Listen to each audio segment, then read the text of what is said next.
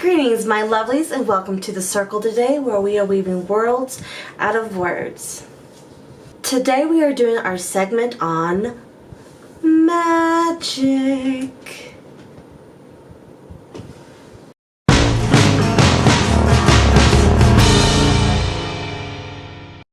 So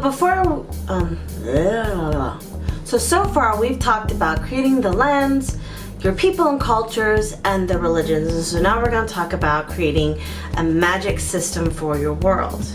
Now you may be thinking, well, aren't magic and religion the same thing? No.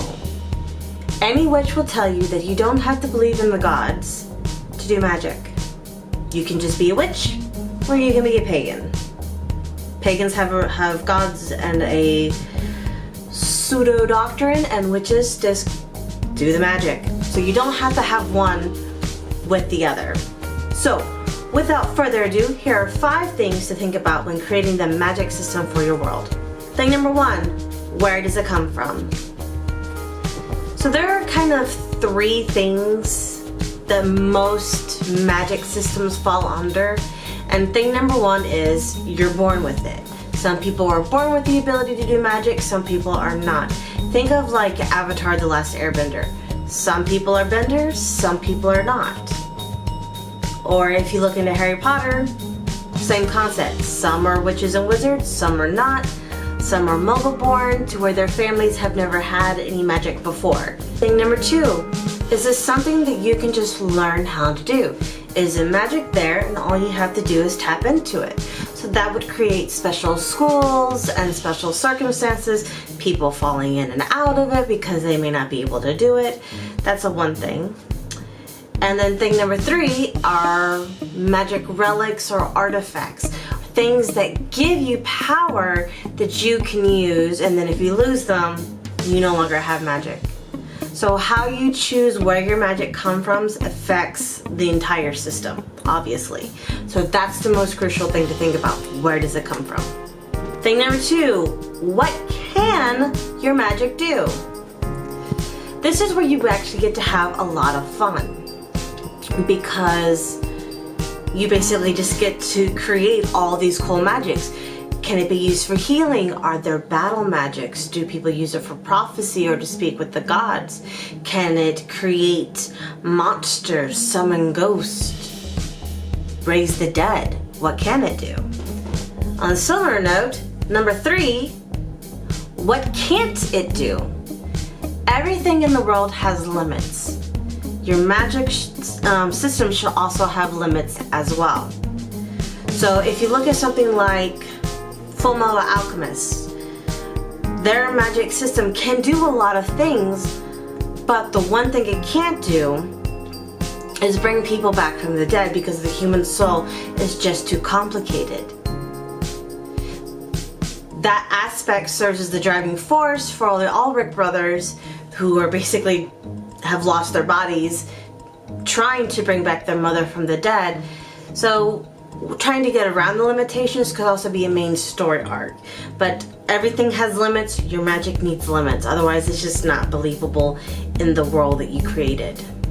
Thing number 4, what is the cost of doing the magic? Continue on with the Fullmetal Alchemist. They have a system called equivalent exchange, which means to get something, you have to give something of equal value.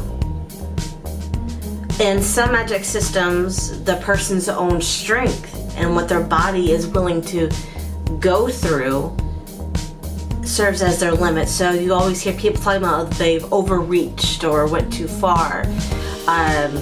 People who are absolutely desperate will tap into their life force to try to beat a person whose reserve of power is greater than yours.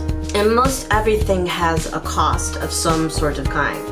Even with physical strength, you have to work towards it, and your muscles hurt, and you gotta put in all this effort, and you're only as strong as what your body is physically able to be. Magic kind of needs to work within the same boundaries. It can't really be limitless like it is in Harry Potter, although you can do that, and then you're just limited by your knowledge. And number 5 is kind of fun. I came across this while doing research for this topic, and it is the question was, why haven't magical people taken over the world? And I'm like, that's something not a lot of people think about. Because obviously, if not everyone has magic, what's to stop those who have power from trampling over those who don't? And this is where you can refer back to the other layers that we've already built of your world. Maybe it's religious reasons. So like those who have magic are taught holy doctrine to use it for the benefit of mankind. Maybe there's not a lot of people who have magic, so they end up becoming priests or priestesses. Maybe it's part of their culture to where those who have power have to look after those who don't. So that's just a fun way that you can sort of tie in to other aspects that you've already done. This is a short video this week, mainly because magic and how it is used in your book is going to greatly depend upon your story. There are, of course, a whole bunch of other things that you need to think about when you're doing your magic and how it works with your story. But these are just, sort of 5 stepping stones that can help you get started with that process.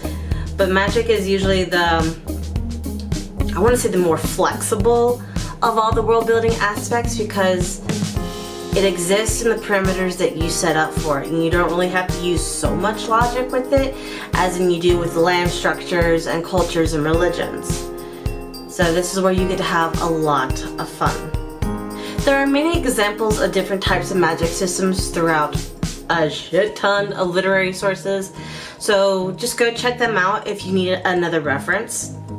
So how do you go about creating your own magic system? Please comment below and let's get the discussion rolling.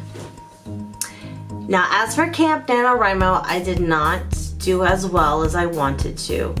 I probably got about 50% of the way before it ended, largely because I just kept getting distracted by things. But I'm determined. One of these days, I'm going to win one. I am.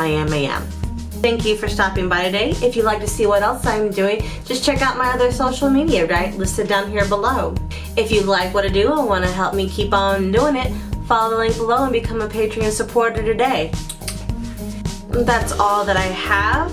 Next time, I'm going to take a break from the world building so that I can hash out some other things. We're getting into also some dry things like economy and map making, and I want to make sure that those are not death and boring. So I'm going to do a little bit more research on those and sort of make them fun. So I will be doing some book reviews till then. So yeah, I've officially run out of things to talk about. I will see you all next time. Bye.